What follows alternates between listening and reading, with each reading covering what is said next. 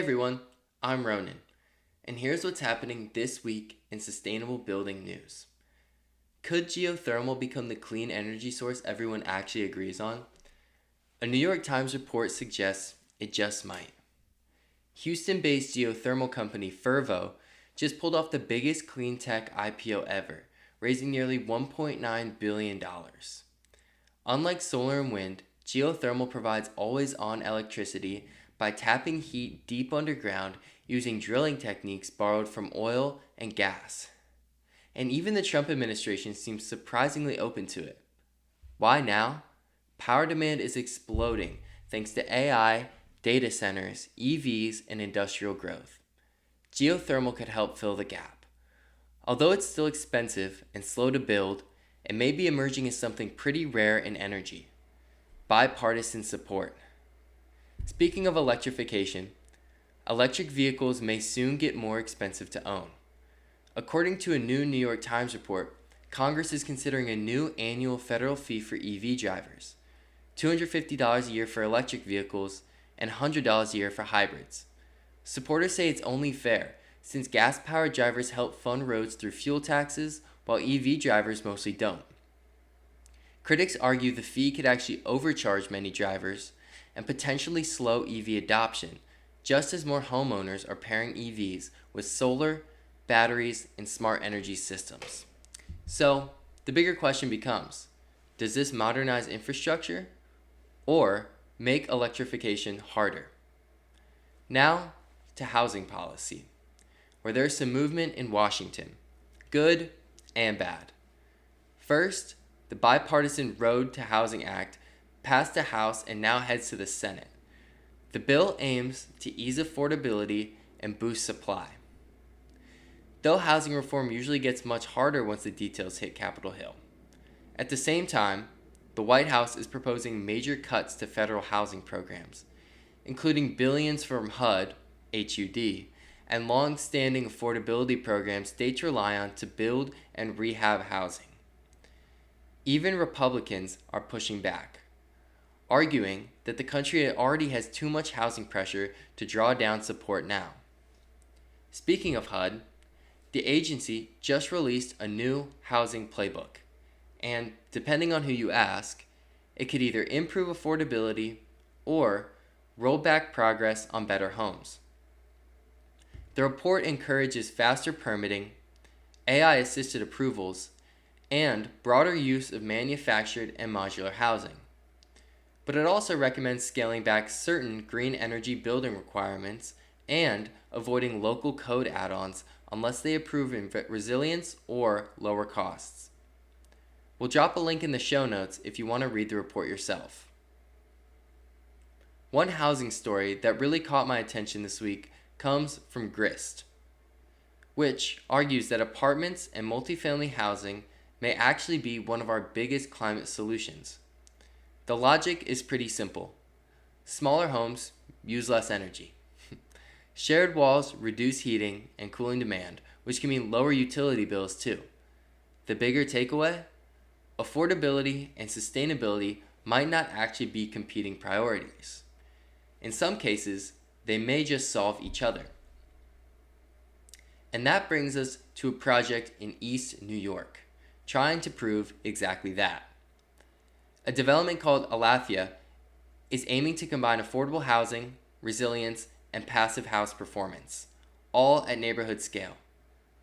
The 25-acre project will eventually bring 2,400 affordable housing units to Brooklyn, built around passive house principles, geothermal, solar, stormwater management, urban farming, and healthcare access.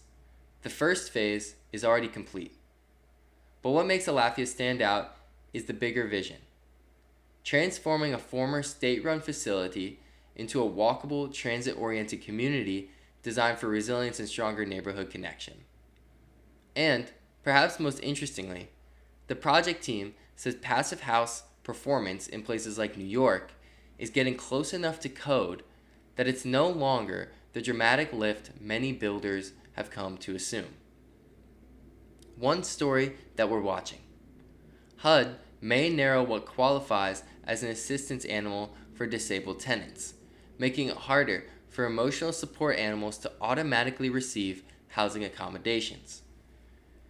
Critics say the move could create instability for vulnerable renters, including veterans and people managing mental health conditions. There's also one big unanswered question. What happens to tenants who already have approved animals? We'll be keeping an eye on this one. Here's an interesting question. Is home building being held back more by mindset than technology? On a new episode of the Impact series, Mike Collignan talks with Tim O'Brien, founder of Milwaukee-based Tim O'Brien Homes, about what it really takes to build better homes. From energy and water efficiency to workforce development and hands-on training for local high school students, the conversation explores what happens when builders stay curious and keep questioning, quote-unquote, the way we've always done it. One thing I liked about this conversation is that Tim approaches building with a learner's mindset, constantly testing, refining, and asking how homes can work better for the people living in them. Right here is a quick clip. You know, I think growing leaders is an important element of what we do as an operation.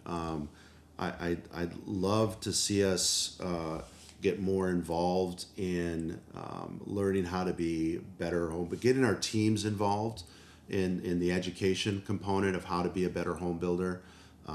I'm not the one that goes to all these conferences. I want to send a bunch of our team that's engaged and interested in it because I want them to learn. They're going to see other things that I don't see, and they're also going to be the ones that are going to be applying it and bringing it back and executing it.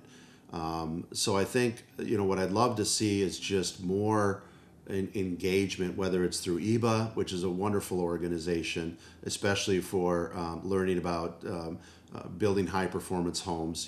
I get something out of each one of those organizations. Builder 20, I get operational excellence and understanding of financials and just basic business practices. But EBA, I learn more about how to build a better high performance home. There's such great information that you can get from those groups. So, I think us getting more of our team involved in that helps to promote more of, especially on EBA side and with Green Builder Coalition and everything that Sarah Gutterman does, that helps to that movement to get that message out more. So I'd love to see, more participation, builders sending more people to these types of events that can then bring that information back into the organization.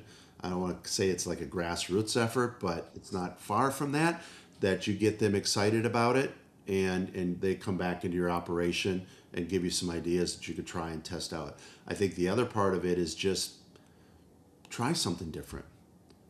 Find somebody that can help you get better at what you do, and share that. A new free ebook from Green Builder Media tackles one of housing's most debated topics: residential fire sprinklers.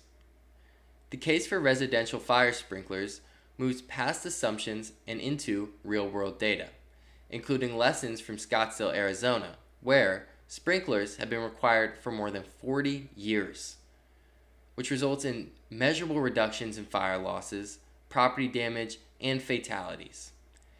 The ebook also explores why modern homes burn faster due to open floor plans, synthetic materials, tighter envelopes, and lithium-ion batteries. It also tackles common myths around cost, accidental activation, and water damage. You can download your free copy through the link in our show notes. A new national survey found that 78% of homeowners with wood decks regret their material choice, citing maintenance headaches, weathering, fading, and repair demands as top frustrations. More than half say they even avoid using their decks because of upkeep or worn appearance. That's why this week's editor's product pick is Trex Refuge, an ignition-resistant decking line designed for fire-prone and wildland urban interface regions. It meets strict ignition resistance standards while still delivering the low maintenance durability homeowners want. And it's backed by a 50-year limited residential warranty. Before we go, the Sustainability Symposium 2026 is almost here, happening virtually June 3rd and 4th. And honestly, this lineup feels less like a conference and more like a reality check for housing. The sessions tackle affordability, resilience, energy, climate risk, and the future of value, from Bill McKibben on energy in an increasingly unstable world to Andrew Winston on rethinking outdated metrics, and Laura Sullivan on why resilience is quickly becoming an affordability issue. Registration is free. Head to Green Builder Media's homepage or click the link in the description. That's the week in sustainable building news. Thanks for watching, and we'll see you next week. Before you click away, make sure you subscribe to the podcast wherever you listen. And don't miss the daily coverage on sustainability, housing, and what's next for home building at greenbuildermedia.com. Stay informed, stay ahead.